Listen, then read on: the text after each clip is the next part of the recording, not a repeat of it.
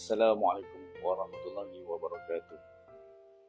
Diharap semua berada di dalam keadaan sihat walafiat. Alhamdulillah, syukur.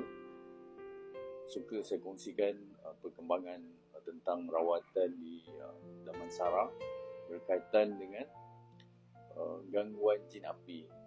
Setakat ini setelah 10 hari lebih kurang rawatan yang mula-mula dahulu, alhamdulillah perkembangan yang sangat baik, yang sangat positif, syukur, dan kita harapkan perkembangan ini terus berterusan.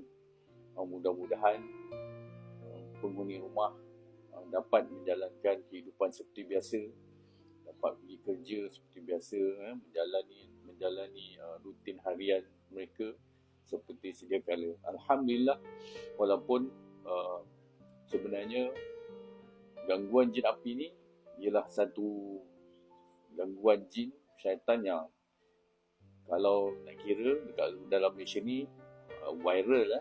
Kalau nak kira yang dia grade yang teratas lah jin api ni.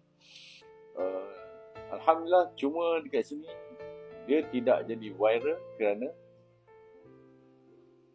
dua rawatan dah selesai.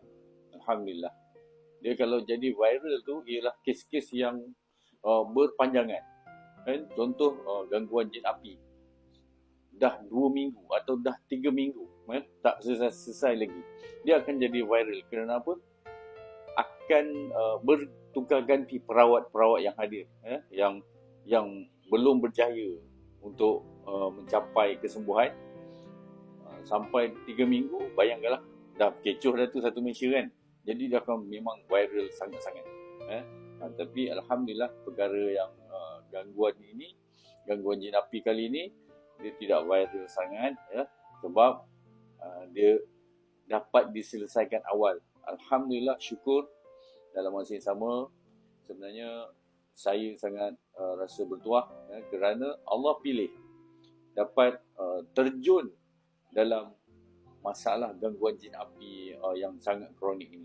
Alhamdulillah, di situ dapat pengalaman, dapat belajar benda-benda baru, kerana untuk jumpa kes gangguan jin api ni bukan mudah, bukan senang nak jumpa. Dia beberapa tahun baru ada satu kes.